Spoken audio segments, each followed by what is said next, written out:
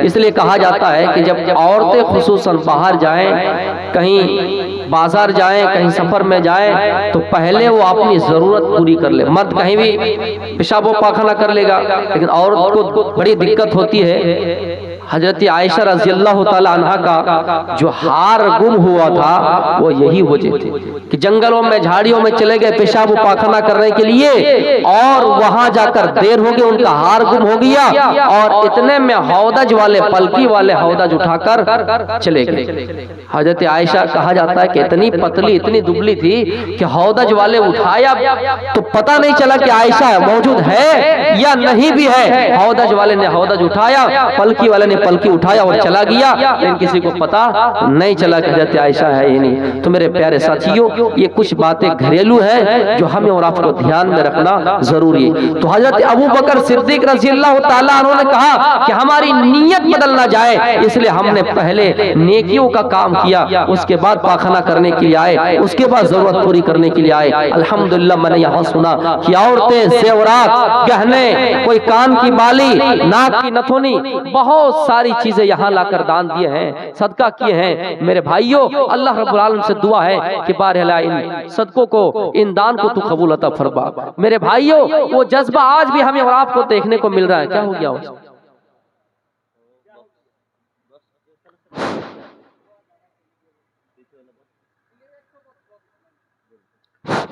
मेरे प्यारे साथियों, तो हमें और आपको नेकियों की तरफ आगे बढ़ना। इसी तरह मेरे भाइयों, जब गज़वा तबूक में जाने की बारी आई, अल्लाह के रसूल ने ऐलान किया कि मेरे सहाबा, तुम सबको इस जंग में चलना है, इस जंग की तैयारी करनी है, तुम्हें अपने जानों की कुर्बानी देनी ही है, अपने मालों की भी कुर्बानी देनी है। इसलिए लिहाजा जिसके पास जो है अपने अपने हिसाब से यहाँ लाकर माल जमा करे, इकट्ठा करे, सदका करे।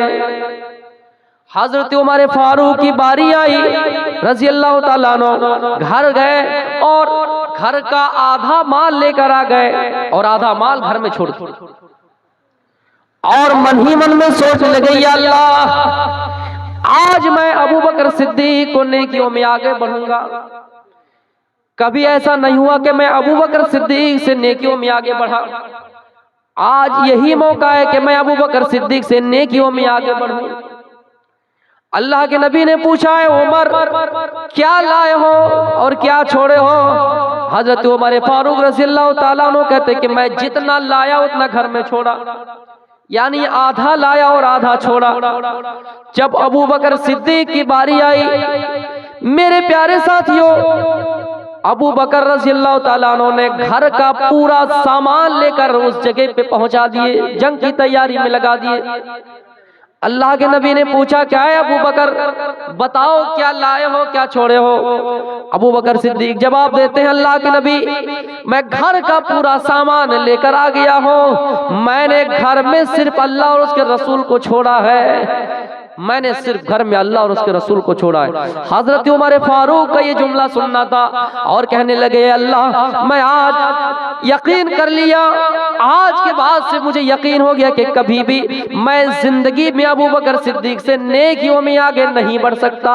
मेरे प्यारे साथियों, सहाबा थे जो ये सोचा करते थे कि मैं नेकियों में कैसे आगे बढ़ूं। हम और आप है जो दुनिया की दौलत में लगे हुए हैं, हम और आप है जो दुनिया के जायदाद में लगे हुए हैं, हम और आप है जो दुनिया के कारोबार में एक दूसरे से आगे बढ़ने की कोशिश कर रहे हैं। हजरत उमर फारूक सोच रहे कि या अल्लाह, मैं अबू बकर सिद्दीक से आगे नहीं बढ़ सका। सहाबा के अंदर एक जज्बा था कि मैं नेकियों में कैसे आगे बढ़ूं। ठीक नहीं होगा क्या?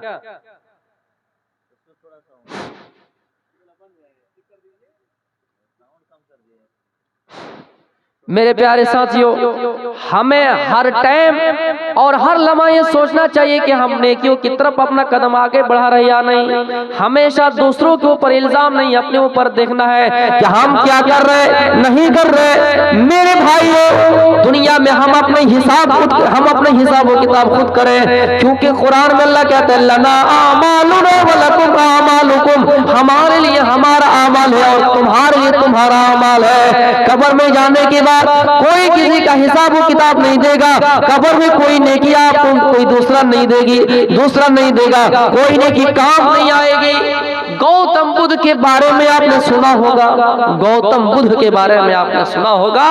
और यही गौतम बुद्ध के बारे में कहा जाता है कि ये भी एक नबी थे। इनके बारे में कहा जाता है कि ये भी एक नबी थे जो हिंदुस्तान में आए थे। हमारा ये दावा नहीं, हमारा ये यकीन है कि अल्लाह ने हर मजहब में, हर कौम में कोई ना कोई नबी भेजा है, लेकिन हम इसकी पुष्टि नहीं कर रहे कि गौतम बुद्ध को अल्लाह ताला ने नबी बनाकर भेजा था। गौतम बुद्ध ने एक बड़ी और प्यारी अच्छी बात कही थी कि हर इंसान की 4 पत्नियां होती हैं। हर इंसान की 4 पत्नियां होती हैं। इंसान जब मरने के करीब होता है तो इंसान अपनी पत्नियों को बारी बारी बुलाता है। पहली पत्नी को बुलाया और कहा, देखो सुनो, मेरी मौत करीब है, हम अल्लाह को प्यारे होने वाले हैं, हम ईश्वर को प्यारे होने वाले हैं। सुनो, एक काम ऐसा करो कि तुम भी मेरे साथ जाने के लिए तैयार हो जाओ। पहली पत्नी ने कहा, आए मेरे शौहर, आए मेरे सरताज, आए मेरे हस्बैंड, दुनिया में तुम्हारे साथ उठना बैठना जरूर किया, लेकिन हम तुम्हारे साथ उस दुनिया जाने के लिए तैयार नहीं है। दूसरी पत्नी को बुलाया, कहा तुम मेरे साथ चलो। उन्होंने भी इनकार कर दिया कि हम तुम्हारे साथ दुनिया को छोड़कर जाने वाले नहीं हैं। तीसरी पत्नी को बुलाया, कहा तुम मेरे साथ चलो। तीसरी पत्नी ने जवाब दिया, जब आप कह रहे हैं तो सुनो, हम तुम्हारे साथ कब्रिस्तान जरूर जा सकते हैं, हम तुम्हारे साथ शमशान घाट जरूर जा सकते हैं, हम तुम्हारे कफन दफन में शामिल जरूर हो सकते हैं, तुम्हें कंधा जरूर दे सकते हैं, तुम्हें कफन पहना सकते, कब्र में उतार सकते हैं, लेकिन तुम्हारे साथ उस दुनिया में जाने के लिए तैयार नहीं है। ये कौन कह रहे? गौतम बुद्ध। चौथी पत्नी को बुलाया और कहा, सुनो, मैं इस दुनिया को छोड़कर जाने वाला हूं, तुम मेरे साथ चलो। तीनों पत्नी ने इनकार कर दिया, क्या तुम मेरे साथ जाओगे? चौथी पत्नी ने जवाब दिया कि हाँ, हम तुम्हारे साथ जाने के लिए तैयार हैं, हम तुम्हारे साथ जाने के लिए तैयार हैं। गौतम बुद्ध आगे लिखते हैं कि एक इंसान की 4 पत्नी से मुराद पहली पत्नी इंसान का माल है, इंसान की दौलत, इंसान की प्रॉपर्टी है। इंसान जब मरता है तो अपनी दौलत की तरफ देखता है, इंसान जब मरता है तो अपनी दौलत की तरफ देखता है, जायदाद की तरफ देखता है, जमीन की तरफ देखता है और कहता है, हाय रे मेरी जमीन, हाय रे मेरी दौलत, मैं मर रहा हूं, क्या तुम मेरे साथ उस दुनिया जाने के लिए तैयार हो? क्या तुम मेरे कुछ काम आ सकोगे? जमीन कहती है नहीं नहीं, दौलत कहती है कि नहीं नहीं। मेरे भाइयों, दूसरी पत्नी से मुराद इंसान का घर है, इंसान का मकान है। जब मरता है तो अपने घर की तरफ देखता है, अपने दरवाजे की तरफ देखता है। ऐसा दरवाजा जिनके इशारे पे दरवाजा लगता और खुलता था। मेरे भाइयों, अपने घरों की तरफ देखता है, टाइल्स और मार्बल लगा हुआ है, घरों में सोफे लगे हुए, अपने घरों की तरफ देखता और कहता है, हाय रे मेरे सोफे, हाय रे दरवाजा, हाय रे टाइल्स और मार्बल वाला घर, क्या तुम मेरे साथ जाने के लिए तैयार? दुनिया में हमने तुम्हारे साथ मोहब्बत की, क्या तुम मेरे साथ जाने के लिए तैयार? घर का जवाब आता है कि हम तुम्हारे साथ जाने के लिए तैयार नहीं है। तीसरी पत्नी से मुराद, गौतम बुद्ध कह रहे कि तीसरी पत्नी से मुराद इंसान का रिश्तेदार होता है। रिश्तेदार से आप पूछे कि क्या आप मेरे साथ जाएंगे? मैं मर रहा हूं, क्या तुम मेरे साथ मरोगे? रिश्तेदार कहेगा कि हम तुम्हें कफन में, दफन में, तुमको जनाजा में कंधा देने में, कब्र में उतारने में हम तुम्हारे साथ जा सकते हैं, लेकिन तुम्हारे साथ रह नहीं सकते हैं, तुम्हारे साथ उस दुनिया में जा नहीं सकते हैं। मेरे भाइयों, तीसरी पत्नी ने कहा था कि हम तुम्हारे कफन दफन में शामिल हो सकते हैं, लेकिन तुम्हारे साथ जाने के लिए तैयार नहीं। चौथी पत्नी ने जवाब दिया था कि हाँ, हम तुम्हारे साथ जाने के लिए तैयार हैं। वो क्या है? वो आपके अमाल है, वो आपके करतूत है। आपने दुनिया में अच्छा अमल किया, आपने दुनिया में बुरा अमल किया, अगर गुनाह किए तो भी आपके साथ जाएगा, आपने अच्छा किया तो भी आपके साथ जाएगा। फअम्मा मन फकुलत मवाज़ीनुहु फहुव फी ईशतिर राज़िया, कल क़यामत का दिन होगा जिनकी नेकियां ज्यादा होगी, अल्लाह रब्बुल आलमीन कहता है फहुवा फी ईशतिर राज़िया, वो ऐश व इशरत वाली जिंदगी में होंगे, वो जन्नत में होंगे। और जिनकी नेकियां कम हुई, वो अम्मा मन खफ़त मवाज़ीनु, उसका ठिकाना फउम्मुहु हाविया, उसका ठिकाना हाविया होगा। वमा अदराका मा हिया, तुझे क्या मालूम कि ये हाविया क्या है? नारुन हामिया, तो दहकती हुई आग है। गौतम बुद्ध मुसलमान नहीं थे, लेकिन उसके अंदर शोर देखिए, अकल देखिए। गौतम बुद्ध कह रहे हैं कि एक इंसान की 4 पत्नियां। तो हमें और आपको नेकियों की तरफ आगे बढ़ना है। हमें और आपको सोचना चाहिए कि हम नेकियों में एक दूसरे से कैसे आगे बढ़े। हजरत उमर फारूक रज़ी अल्लाह ताला अन्हु कह रहे हैं, आय अल्लाह, आज के बाद से यकीन हो गया कि मैं कभी अबू बकर सिद्दीक रज़ी अल्लाह ताला अन्हु से नेकियों में आगे नहीं बढ़ सकता, क्योंकि अबू बकर ने घर का पूरा माल लाकर जमा कर दिया, सिर्फ घर में छोड़ा तो अल्लाह और उसके रसूल को छोड़ा। जो पूछा नबी ने कि कुछ घर भी छोड़ा, तो सिद्दीक़ के अकबर के होठों में आया, वहाँ माल दौलत की क्या है हकीकत, जहाँ जान लुटाने को दिल चाहता है। सितारों से कहता है तुम्हें क्या पता है, वो टुकड़ों का आलम इशारों में आका के इतना मजा था कि फिर टूट जाने को दिल चाहता है। तो मेरे भाइयों, अबू बकर सिद्दीक रज़ी अल्लाह ताला अन्हु ने घर का पूरा माल लेकर जमा कर दिया। मेरे प्यारे साथियों, जिस जन्नत के बारे में कहा गया उइद्दत लिल मुत्तकीन, जहन्नम तो काफिरों के लिए और जन्नत मुत्तकियों के लिए तैयार किया गया है। जन्नत में कौन लोग जाएंगे? मुत्तकी लोग जाएंगे। जन्नत में वो लोग जाएंगे जिन्होंने इस्लाम के 5 सुतूनों पर अमल किया, ईमान के 6 अरकान पर ईमान ले आया। मेरे भाइयों, मुत्तकियों के लिए, परहेजगारों के लिए जन्नत तैयार की गई है। लेकिन हमने और आपने अगर शिरकिया आमाल अपने अंदर कर लिया, हमने और आपने अगर गैरुल्लाह को मान लिया, हमने और आपने अगर नबी के तरीकों को फॉलो नहीं किया, हमने अगर आपने इस्लाम को छोड़कर दूसरे मजहब को तलाश कर लिया, अल्लाह कहता है वमन यब्तगी गैरल इस्लाम दीनन फलन युक़बल मिनहु व हुवा फिल आखिरति मिनल खासिरीन। ओ लोगों, इस्लाम को छोड़कर दूसरे मजहब को तलाश करने वालों, इस्लाम को छोड़कर दूसरे तरीकों को इख्तियार करने वालों, तुम्हारा दीन कबूल नहीं किया जाएगा और तुम खसारों में हो जाओगे, तुम खसारे में हो जाओगे। इसी को यजुर्वेद के मंत्रों में कहा गया, अंधात्मा परिविशांति असंभूति मुपस्ते। तमाका माना अंधकार, अंधात्मा परिविशांति असंभूति मुपस्ते। अंधकार में है वो शख्स, गुमराही में है वो शख्स जिन्होंने अल्लाह को छोड़कर प्राकृतिक चीजों को अपना लिया, माबूद बना लिया। प्राकृतिक चीज उसे कहते हैं जो अल्लाह ने बनाया, ईश्वर ने बनाया, जैसे हवा, चांद, सूरज। अगर इन चीजों पर हमने अपना भरोसा कर लिया, यजुर्वेद के मंत्र कह रहे हैं अंधकार में है, खसारे में है। कुरान की आयत मैच खा रही है। इस्लाम को छोड़कर दूसरे मजहब को तलाश करने वालों, हरगिज तुम्हारा दीन कबूल नहीं किया जाएगा। तब तक सुंदर मद्दी कोया बिना मोहम्मद पार न होया। कितना ही रास्ता इख्तियार कर लो, चुन लो, सही रास्ता तुम्हें अगर हासिल करना है, सही रास्ते पे तुम्हें चलना है, तो मोहम्मद के तरीकों को फॉलो करना है, मोहम्मद के तरीकों को अपनाना है सल्लल्लाहु अलैहि वसल्लम।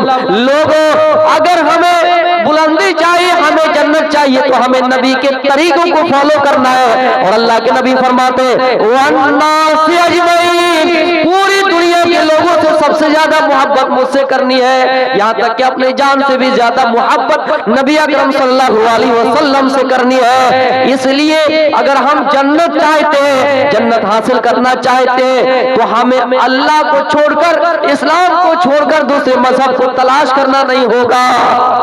मेरे प्यारे साथ, हाँ अच्छी बात कहीं से मिली हम ले ले, अच्छी बात कहीं से आए हम ले ले। शैतान ने हमें दुआ सिखाई कि सामान चोरी हो रही है, सामान के बारे में कि तुम इसकी हिफाजत के लिए दुआ पढ़ो, आयतल कुर्सी पढ़ो, हमने ले ली।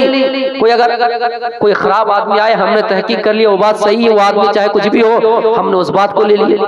लेकिन मेरे भाइयों, हमें इतना यकीन होना चाहिए कि हम अगर अल्लाह को छोड़कर किसी और को मान रहे तो हम खसारे में, इस्लाम को छोड़कर दूसरे मजहब को तलाश कर रहे तो हम खसारे में है। हरगिज उसका दिल कबूल ही नहीं किया जाएगा। जब लन किसी पे दाखिल हो, माना में ताकीद पैदा करता कि हरगिज कबूल नहीं किया जाएगा, कोई धर्म कोई मजहब उसका कबूल ही नहीं किया जाएगा, आप खसारे में। आप कहेंगे कि हम अल्लाह को नहीं मानेंगे, रसूल को नहीं मानेंगे, दुनिया में हम नास्तिक हो जाएंगे, अच्छे काम करेंगे। अच्छे काम के लिए शर्त पहले ही ईमान, रब की जात पर पहले ही ईमान, उसके बाद नेक अमल, नमाज बाद में है, अल्लाह के ऊपर ईमान लाना पहला हमारा काम है। मेरे भाइयों, समाज में कितने आपको अच्छे आदमी जरूर मिलेंगे जो कहेंगे कि हम रोजा नहीं रखेंगे, नमाज नहीं पढ़ेंगे, लेकिन हम अच्छे हैं, सूद नहीं खाएंगे, किसी की डकैती नहीं डालेंगे, जिना नहीं करेंगे, किसी को मारेंगे नहीं, पीटेंगे नहीं, लेकिन हम यकीन नहीं करेंगे। मेरे भाइयों, पहले ईमान उसके बाद नेक अमल। तो हमें और आपको चाहिए कि हम जब जन्नत को तलाश करें, जन्नत की राह में हम आगे बढ़े, तो हम पहले देखें कि हम किसकी इबादत कर रहे हैं और कौन सा तरीका हम और आप फॉलो कर रहे हैं। आपको अगर कहा जाए कि 2 2 4 है, 4 की जगह आपसे पढ़ाया जाए कि 2 2 5 है, आपको तहकीक करने के 2 2 5 नहीं 2 2 4 होता है। अगर हम इस्लाम में पैदा हुए हैं तो हमें जानना है कि इस्लाम के अरकान कितने हैं, ईमान के अरकान कितने हैं, हम किस कास्ट किस बिरादरी में पैदा हुए। कोई अगर ईसाई में, कोई अगर यहूदी में, कोई भी किसी मजहब में पैदा हुआ तो सबको जरूरी है कि अपने अपने मजहब का पाठ पढ़े और सीखे समझे। जन्नत के बारे में अल्लाह ताला कहता है, जन्नत किसके लिए तैयार की गई है? मुत्तकियों के लिए तैयार की गई। उइद्दत लिल मुत्तकीन, जन्नत तो मुत्तकियों के लिए तैयार की गई। नेक काम करेंगे, नेक काम करने वालों के लिए अल्लाह रब्बुल आलमीन ने जन्नत तैयार की है, और जहन्नम काफिरों के लिए, जहन्नम सरकशों के लिए। कुरान में अल्लाह कहता है, इन्ना जहन्नम कानत मिरसादा, जहन्नम तो घात में है, इंतजार की जगह है, दुश्मनों का इंतजार कर रही है, मुजरिमीन बेईमानों का इंतजार कर रही है। लित्तागीन माबा, जहन्नम सरकशों का ठिकाना है, और जन्नत मुत्तकियों के लिए तैयार की गई है। और जन्नत की खूबियों में से खूबी अल्लाह गिना दिया कि जन्नत इतनी बड़ी है, जन्नत की चौड़ाई इतनी कि जमीन व आसमान उसके अंदर समा जाएंगे। मेरे प्यारे साथियों, जन्नत मिलने के बाद हमें और आपको हूरें दी जाएंगी, और हूरों की भी सिफत ये बयान की गई, वह हूरुन ईन, उनकी बड़ी बड़ी आंखें होंगी, वो हूर आपका इस्तेकबाल करेंगे। मेरे प्यारे साथियों, जिस हूर से आपकी शादी होगी, ना किसी इंसान ने उसको छोया होगा, ना किसी जिन ने उसको छोया होगा, गोया कि वो आपकी पहली बीवी बनेगी।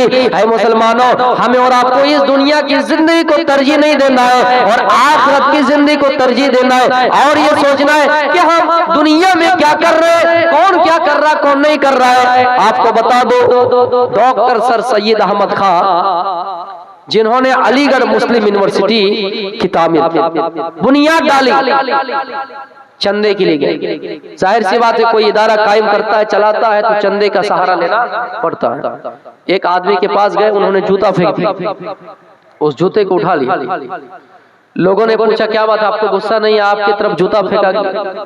डॉक्टर सर सैयद अहमद खान ने जवाब दिया कि जिस आदमी के पास जो होता है वही दान करता है, वही आगे बढ़ाता है। इसके पास जूता ही था, इन्होंने जूता दिया है, मैं इसको भी उठाकर कबाड़ियों में, रद्दियों में बेच दूंगा, 1 रुपया आ जाए, और उसी से यूनिवर्सिटी की तामीर में लगा देंगे। आने वाली नस्लें, आने वाले मुस्तकबिल में इसी यूनिवर्सिटी में पढ़कर कोई जाएगा और यहाँ से PhD करेगा, मास्टर बनेगा, इंजीनियर बनेगा। मेरे प्यारे साथियों, तो हम और आप गौर करें कि हमने कहां तक दिया, हमारे पास कितनी ताकत है और हमने अपनी ताकत का कितना इस्तेमाल किया। मेरे भाइयों, जन्नत तो मुत्तकियों के लिए तैयार की गई है और जहन्नम काफिरों के लिए तैयार की गई है। नेकियों के रास्ते में आगे कैसे बढ़ना है? सहाबाए किराम को देखिए, खुरैम असदी बहुत अच्छे सहाबी, अल्लाह के रसूल ने कहा किसी आदमी के सामने, किसी सहाबा के सामने कि सुनो, खुरैम असदी एक सहाबी अच्छे आदमी है, अच्छे सहाबी, लेकिन उनके दो करतूत खराब है। एक के बाल बहुत बड़े बड़े रखते हैं, बाल उनका बहुत बड़ा बड़ा है, और एक के टखनों के नीचे उनका कपड़ा है, तहबंद है। मेरे प्यारे साथियों, खुरैम असदी के कानों में आवाज पड़ी तो खुरैम असदी ने बालों को फौरन कटवा लिया और टखनों से ऊपर अपना कपड़ा उठा लिया। ऐ नौजवानों, ऐ मुसलमानों, हमारे अंदर गैरत कहाँ बाकी है? हमारे अंदर ईमान कहाँ बाकी है? हमें सुनने का शौक है, हमें अमल करने का जज्बा नहीं है।